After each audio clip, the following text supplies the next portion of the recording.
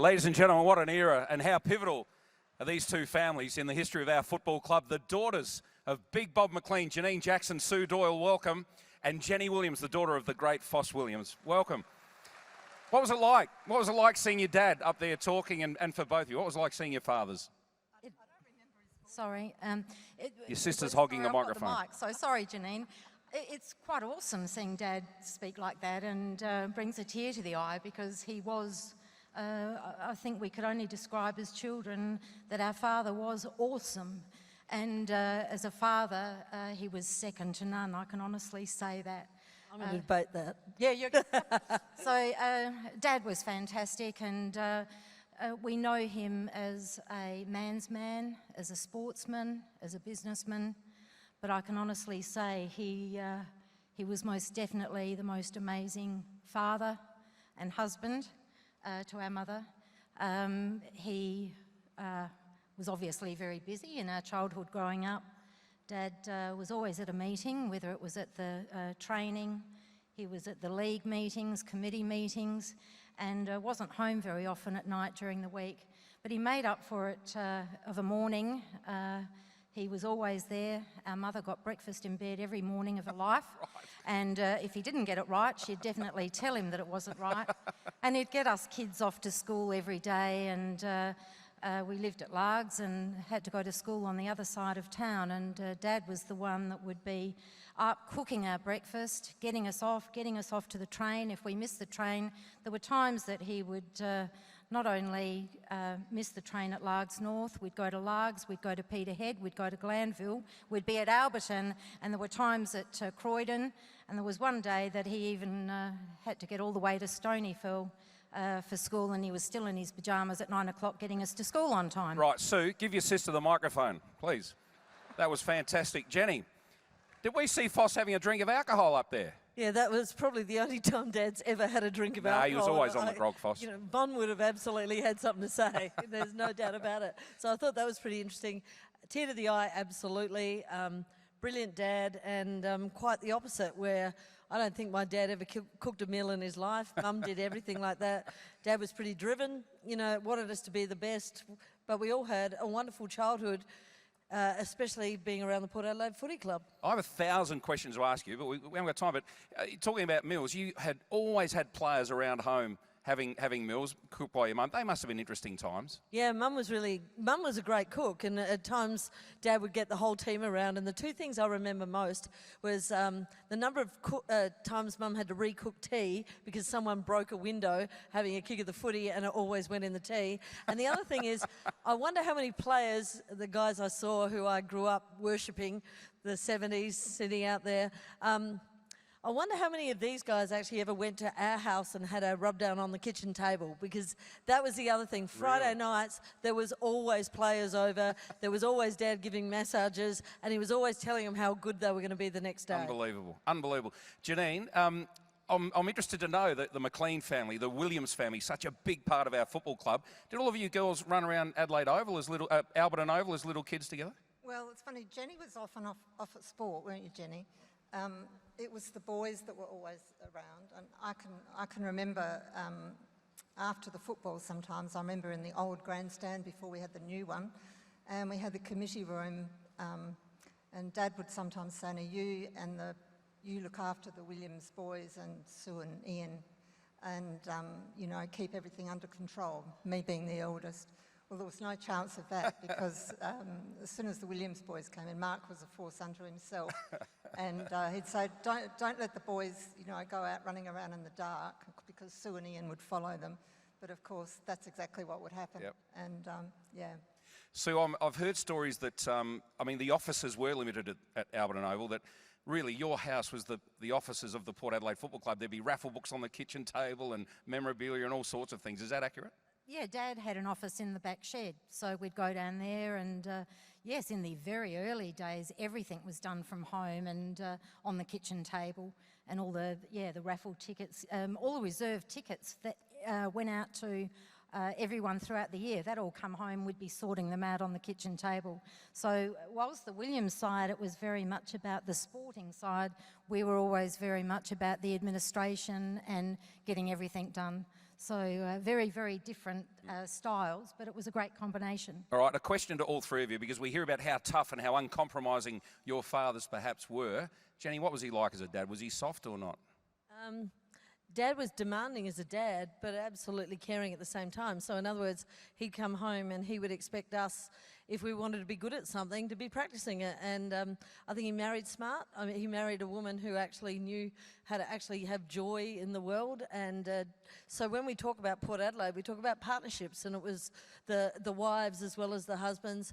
And I have to mention, at Alberton, what I remember are the bagpipes on Sunday mornings, just playing every time the guys went out to train.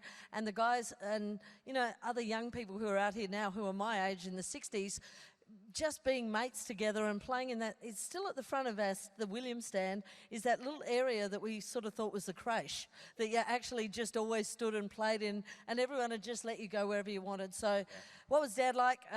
He was always demanding. He wanted... You know, it's funny, I talk about him as the original male champion of change when it comes to women, because he believed that we should all accomplish and we should all be really good at what we did. And so it was a great thing to grow up in a family where I had 3 brothers, but I was still supposed to be good at things. I was never, you know, shy away. And so incredibly loving and incredibly good, just best childhood. Well, what a contribution from 2 amazing families. And Janine, Sue gave us a big rundown of what your father was like, but you know, Russell, everyone says intimidating. He must have been, he was Big Bob, he must have been intimidating. He was really a gentle giant at home. He did everything for us. We had the shiniest shoes in the school because he'd polish our shoes every morning, and although he never quite got the breakfast right, he tried really hard.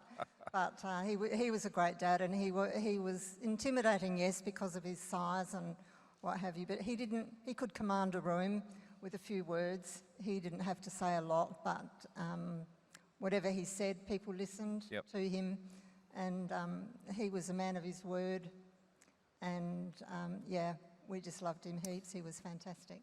Chris, can I say, I think one of the biggest things is they were both driven and imaginative. They actually wanted things to be the best. So even if they didn't agree on things, they would actually get together, work out what was best for the club. And they were always looking outside to see, is it better? Is there a way we can do it? Because honestly, they loved winning. And that was one of the things, that to win with the most amazing group of people who a lot of them are sitting out there, it became family. And we are still family. And when you come into a night like tonight, it just makes my heart feel huge. Well, what a way to finish. Can I say to the McLean family, what a contribution. And Jenny, your family, your brother Stephen coached a premiership. Your brother Mark delivered our first AFL premiership. Your brother Anthony was a star player as well. And the way you described your mum and dad is just absolutely awesome. Please thank our special guests. Timmy Ginniver is down on the floor with some special legends. Yeah, thanks, Ditz. There's no secret that 54 to 59 is an Australian record, 6 in a row. Outstanding. I'm standing at a table with some of the legends of that 6 in a row. But before I do, what I will do is show you a little bit of footage from 1958. Really an evening of jollification and festivities. We've heard from our seasoned and wonderful captain coach Buster Williams. The youngest member in the side today was Ian Hannaford, and how did he play in that last quarter? Hey, how did he go? I know you'd like to hear a few words from Ian, because you'll be seeing him wearing the black and white for a good many years to come. So put your hands together for Ian Hannaford. When the final siren rang this afternoon, I think that was probably the happiest moment of my life. I was really overjoyed and extremely excited. I hope that I can perhaps play in a couple more in the years to come, and so thank you very much. Good boy, Ian. Here I am with Ian Hannaford. Have a look at him, mate, now. Come on. Very shy little boy there. Now, the big question is, mate, was it still the happiest moment of your life? Well, to tell you the truth, I was playing with, my schoolboy hero was Mr. Motley. Yeah. And he was in the same side and leading it brilliantly, as usual. And it was a terrific time. Yeah, it was, I was just out of school. Yeah. And it was a very, very, what's the word? Yeah, terrific. And all the players were really protective of us young kids, so it was good. In 1958, you've come into a team that's already won 4 in a row. Like you said, you're playing with your heroes. Yeah. Why didn't you get overawed? Why did you just play like a champion? Well, because it was easy to play with all these guys. They knew what they were bloody well doing. And you didn't muck around. They were so protective of us, you know, babies, and it was good. Mate, you haven't aged a day. Well done. And since 1958. And you are so intelligent. I mean, you're amazing. We're going to go on to another legend here. 8 premierships this bloke played in. Chicken Hayes. Oh. G'day, mate. G'day, Tim. How's things? Howdy, Look, everyone.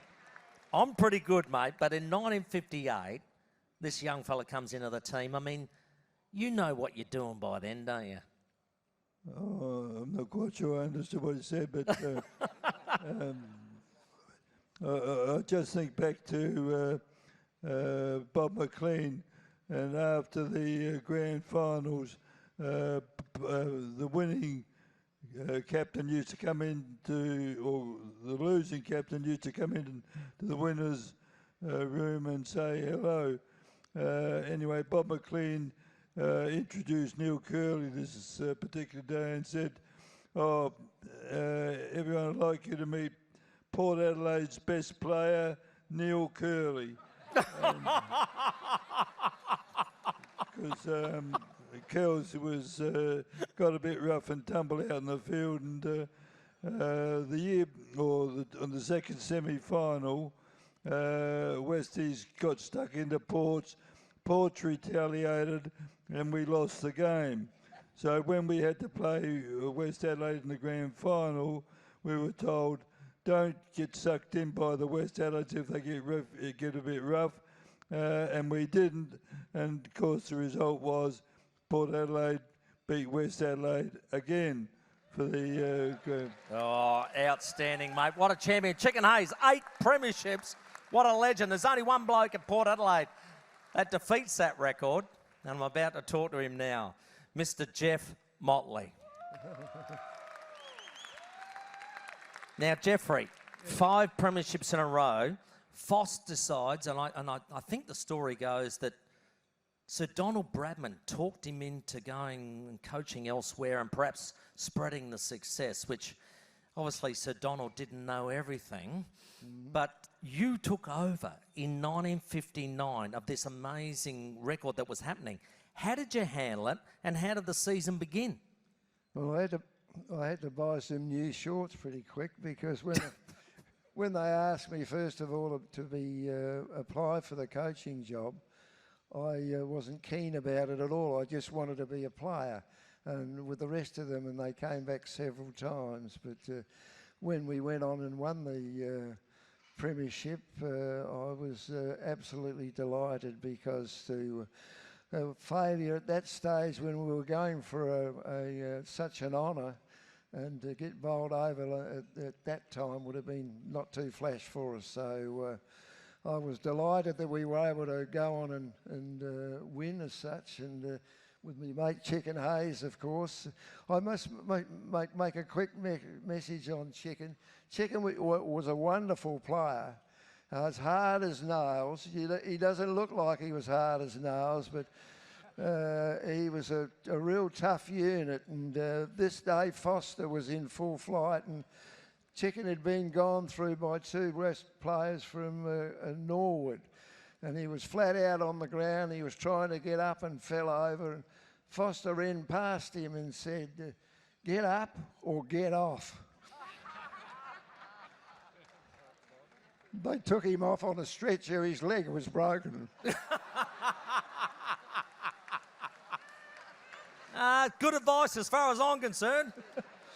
Well, that was typically Chicken. He had wonderful skills, and we first met when we went to high school and used to play for the high school in the mornings and the junior and senior colts in the afternoon, because that was the obligation we had. And then we went off, and we've been the greatest mates ever since then. We know each other backwards, and he used to live at my place, and people mightn't realise that his name on his birth certificate is Neville Chick Hayes. It's not a nickname, it is Neville Chick Hayes, just for what it's worth. Wow, are we learning stuff tonight? What a Port Adelaide Education Centre. Ladies and gentlemen, 54 to 59, an Australian record. Thank you.